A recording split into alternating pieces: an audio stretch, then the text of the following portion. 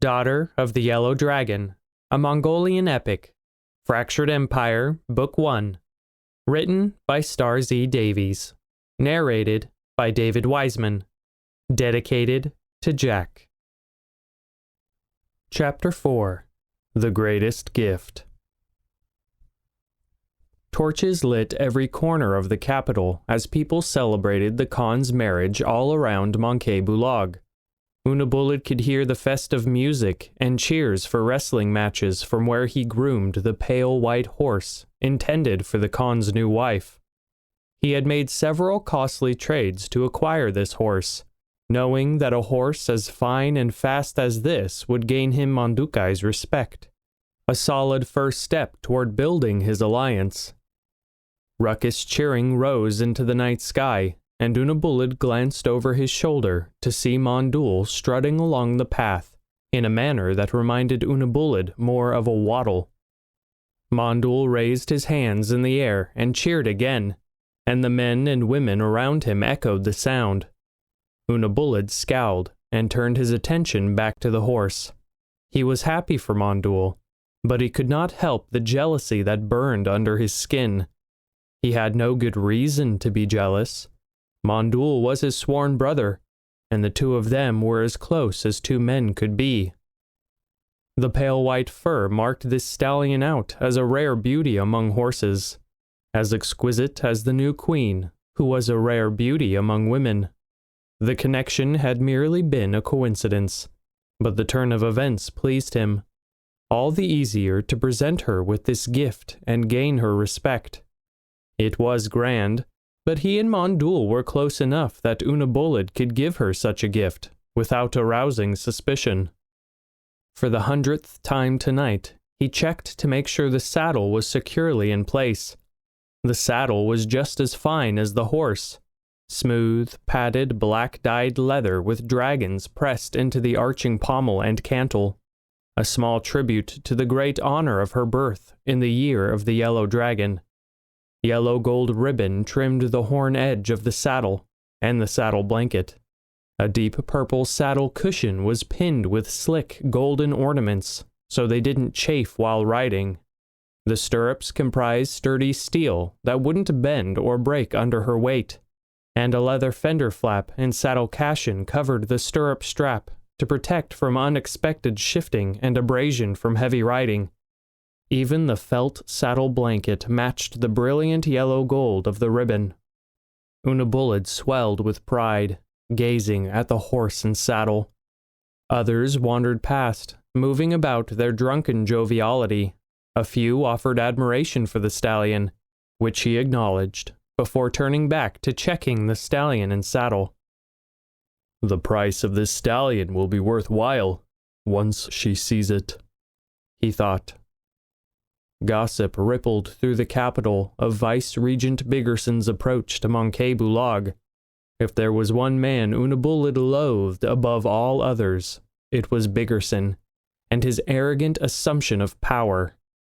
Tonight, Unabulid would be certain to keep his sword close. Another person approached to Unabulid's left, but he didn't look over until he heard a familiar voice. "A stunning creature," Mandul said, cradling the horse's chin in one hand as he stroked the stallion's forehead. "Did you steal this horse, Unabulid?" Though he spoke in jest, Unabulid took offense to the suggestion. "I think the horse has stolen me," Unabulid replied, forcing his grimace into a smile. "Or my heart, at least. He is a stunning creature." "A gift fit for a queen," said Mandul, leveling his gaze at Unabulid. Unspoken accusation hung in the air, and silence fell between the men. Had he misjudged Mandul's trust? Mandul was not a complete fool. He knew it served Unabulid to strike up an alliance with Mandukhai or Yeke.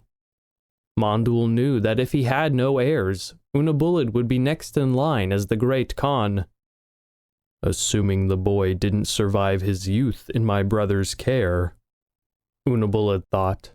remembering the boy Bayon he placed in his brother Belunai's care 10 years ago, the last Borgian prince. Had he known then where his fate would take him, Unabulid never would have sworn that oath to Lady Samor. Choosing his next words cautiously, Unabulid said, "I would hate to insult your wife with an inadequate gift." Mondul gripped the reins close to the bit in a fat, white-knuckled fist, and his eyes took on a dangerous edge. "But you would offer her a gift to dwarf my own? I thought we were sworn brothers, Unabulid." Killing Mondul would be too easy. Most of the camp had already fallen into an intoxicated buzz, gleefully going about their own debauchery. He could slice Mondul belly to chin before Mondul's slow, fat hands could react. Then, only Mondul's vice-regent Biggerson would stand in his way. But he couldn't kill Mondul. He swore an oath to serve the Great Khan when Mondul became the ruler, and they swore to protect each other long before that day had come. Unabulid's word was iron. It was his honor. Without that, what did he have? "Patience, Unabulid," he cautioned himself. He still needed the support of either Yeke or Mandukhai, and he had yet to speak to Mandukhai. Mondul would die soon enough, the way he cared for himself, and Unabulid would seize to power and raise the black banner of war against any who opposed him, men like Biggerson. For now, his oath bound him to his honor and duty to the Great Khan. Unabulid stepped closer to Mondul, dipping his chin in deference that made his skin burn in anger. "We are, Mondul.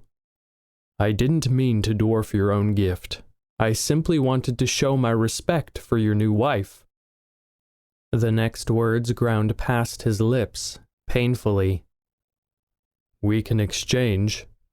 Give her this horse and I will give her your gift.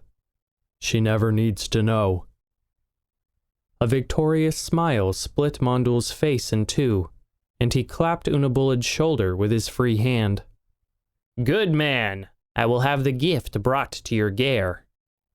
Mondul gave the reins a gentle tug, forcing Unabulid to step back as the horse plodded forward, but the stallion's shoulder still brushed against him and nudged him out of the way. Mondul stole his prize and undid all his hard work. "Just as he has always done," Unabulid thought bitterly. Unabulid did not fear Mondul. He hadn't fought in a battle in at least 5 years, before he even became Great Khan.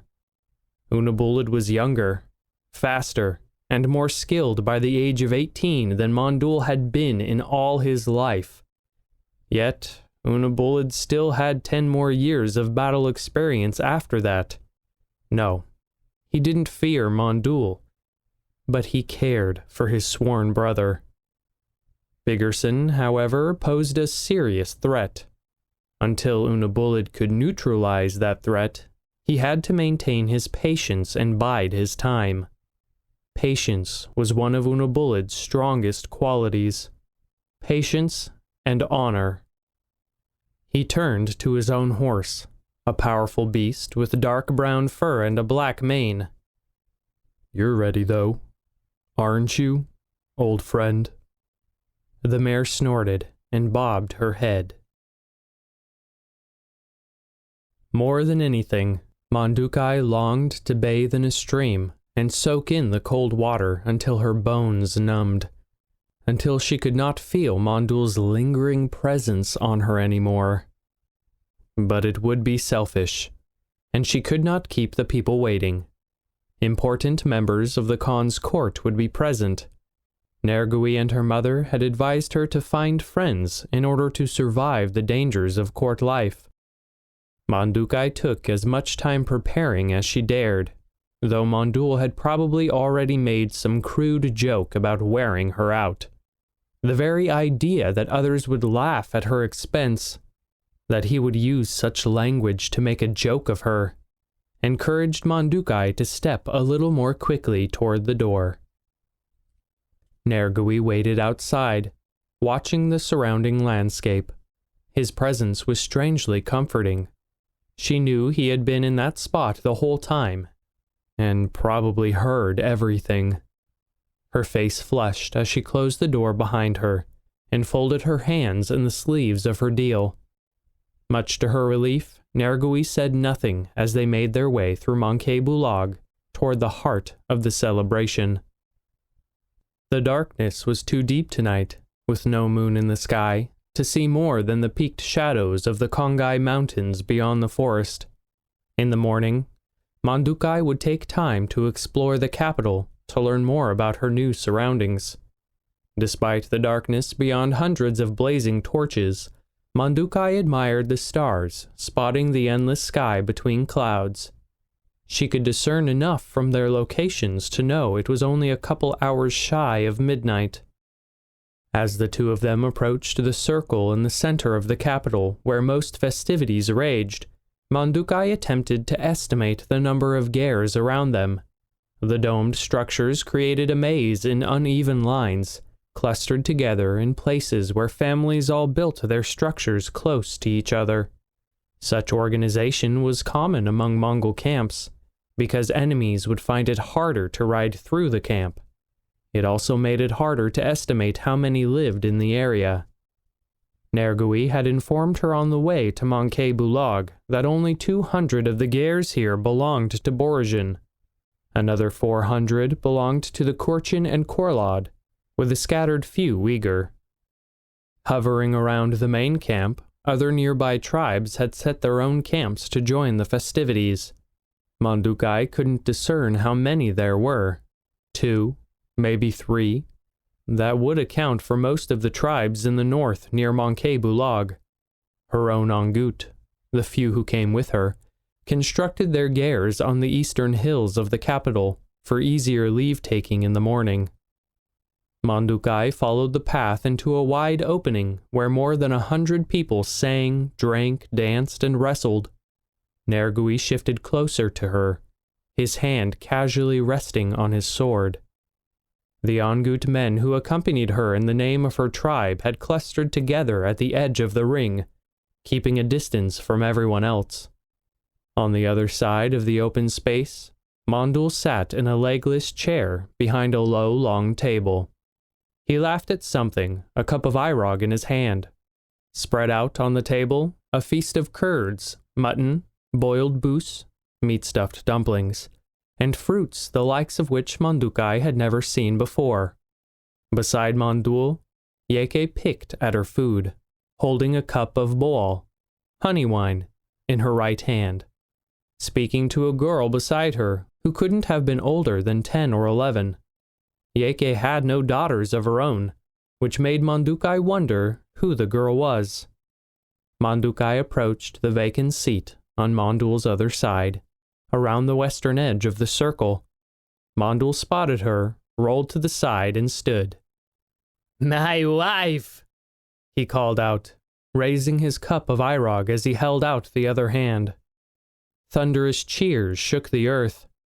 A young woman roughly Mandukhai's age placed another cup in Mondul's outstretched hand, with her head bowed.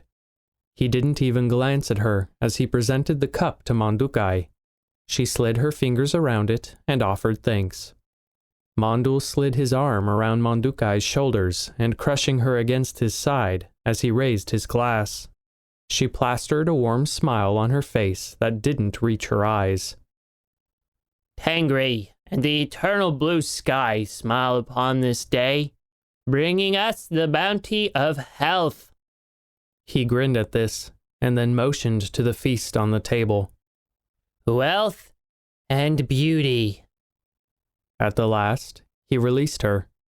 She breathed a short-lived sigh of relief before he grabbed her hand and raised it high in the air.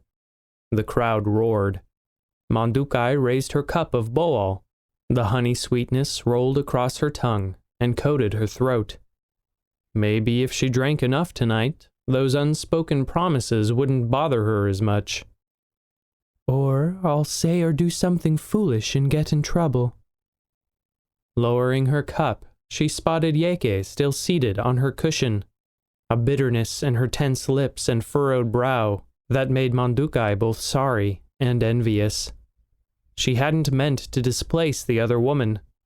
Part of her had hoped they could become friends, sister-wives in this terrible tale. It became increasingly apparent that Mondul's interest in Yeke may only be slightly stronger than Mandukhai's interest in Mondul. If only she could find herself in Yeke's place. By the end of dinner, Yeke rose abruptly and left the main circle of festivities, as Sige, the young girl who sat beside Yeke, trailed along behind Yeke, along with Borgchin. Mandukhai had learned their names over dinner and exchanged kindnesses with each. She had learned they were Mondul's nieces from his traitorous and long-dead older brother. Care of the girls had fallen into his lap when he became Great Khan. Mandukhai watched the three of them leave, with envy. "If only I could go too." Several other men and women came and left over the course of the evening, offering her gifts in an endless stream. Togichi she remembered from her arrival. He humbly offered her pearls, to match her beauty. While she knew he was a Korlad lord, she learned he also served as a general in Mondul's army. And he was so young, only a few years older than Mandukhai. One of the men spoke in hushed tones to Mondul, keeping his back to her. She could not see his face, only the slope of his broad, strong shoulders. When he finished, he strode away without looking back. "Who is that one?" Mandukhai asked Mondul, watching the other man leave. "Unabulid," Mondul replied. "He's Urlak of my northern armies." Mandukhai swallowed the lump that jumped into her throat. Nergui had told her only that he was a high lord of the Kurchin tribe, and she should be wary of him. As the night wore on, Mandukhai slowed her drinking of boal. Back in her old tribe, the girls had played a drinking game to see who could last the longest. The winner would dole out her morning chores to the losers. Mandukhai never had as strong a liking for Irog as the other girls had, but she could often outlast them, even when they tried the game with Black Irog, which was much stronger and clear, despite what the name implied. Tonight, Mandukhai could not drink herself into oblivion. She needed her wits to communicate with the endless stream of men and women offering gifts. Many of them offered simple, humble gifts that she graciously accepted and adored for their simplicity. A few of the Khan's higher-ranked officials brought porcelain or silk from China, stolen during raids, or precious gemstones.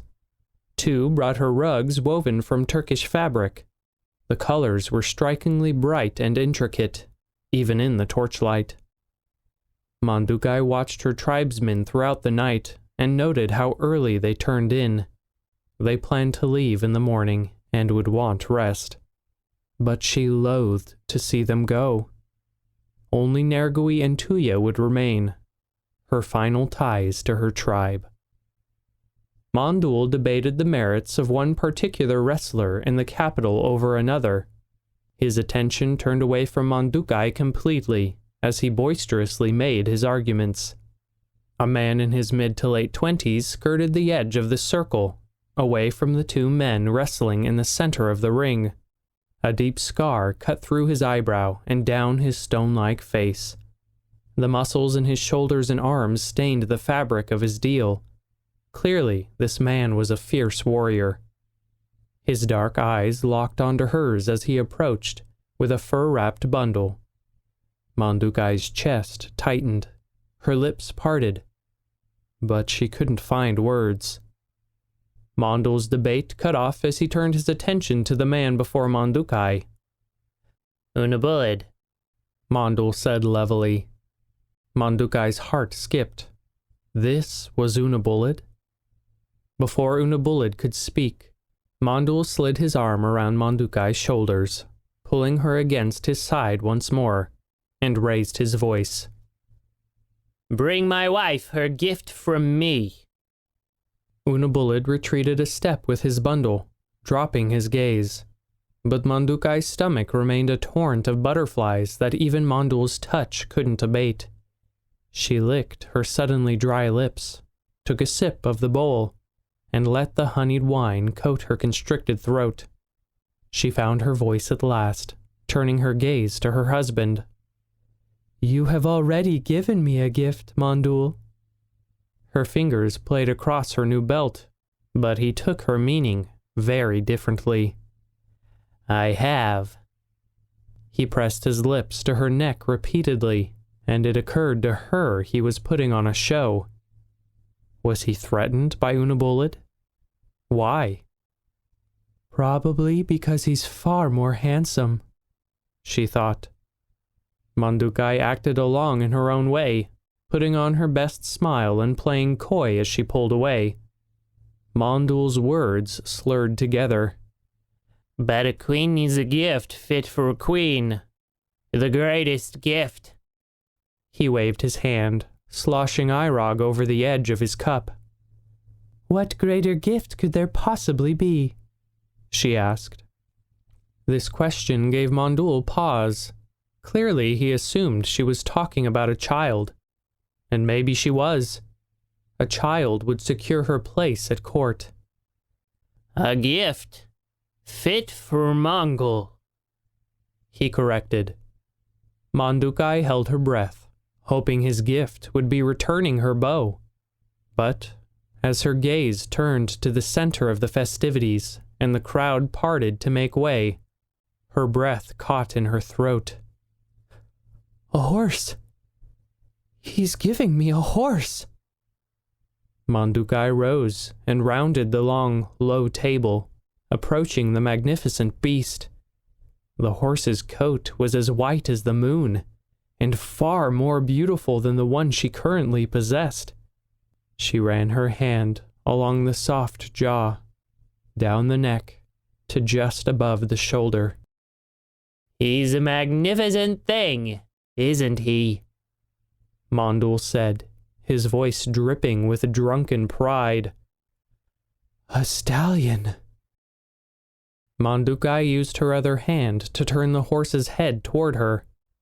He was strong, and the muscles along the chest and neck promised long and fast riding, a mount suitable for racing and for battle. Such a stallion should be beyond her, even as the great Khan's wife. The stallion was too fine to waste in any camp.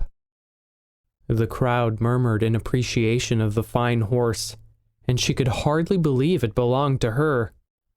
Mandukhai's gaze flicked over to Mondul. "He is magnificent," she agreed, nearly breathless and bubbling with appreciation. As she returned her attention to the horse, her gaze caught Unabulid. He watched her from the edge of the ring with curious pride as she examined the horse. Mandukhai struggled to keep a blush from her cheeks, distracting herself by assessing the horse's muscular legs. Then she noticed the saddle. The black leather contrasted against the stallion's white coat and yellow gold accents of the gear. Shame washed over Mandukhai.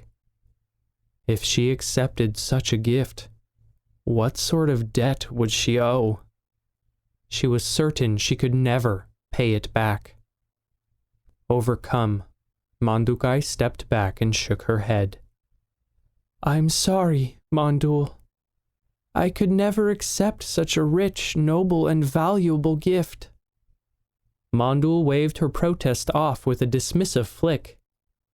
"This gift is nothing near as valuable as you." In his drunken state, Mondul would not have the presence of mind to offer any veiled comments. He truly meant what he said. "Maybe I was wrong to dismiss him so quickly."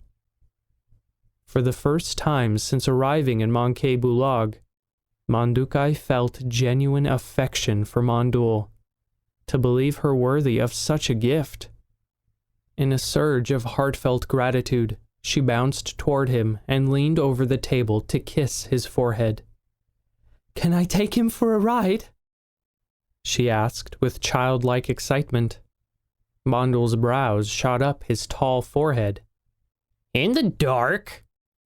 "I'm perfectly safe surrounded by so many of the Khan's men, and Nergui will accompany me," she said, this time smiling earnestly.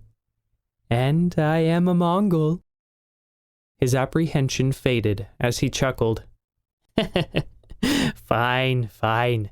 Just don't wander too far. The night is young." Mandukhai bit her lip as she tried to smother her glee. "Indeed." As she stepped up to mount, 2 of the Khan's men strode forward to help, but she waved them off. "A woman who cannot mount a horse has no right to be the great Khan's wife." Again, Mondul barked out a laugh, as did a few of the men and women around the circle. The saddle held her unlike any saddle she had ever sat in before. It cradled her hips in place as if made just for her. She took the reins and turned the horse, catching Unabullid's gaze again. He still clutched his gift against his wide chest, but he nodded. She wouldn't be offending him if she went for a quick ride. And as she rode away, Nergui striding along beside her, Unabullid watched her go. If you enjoyed this sample, click the links in the description to hear more. Do you want free audiobooks, ebooks, or autographed paperbacks? Join me on Patreon at patreon.com/szdavies_character-assassin. You'll gain access to my Discord server, behind-the-scenes updates, merch, and so much more.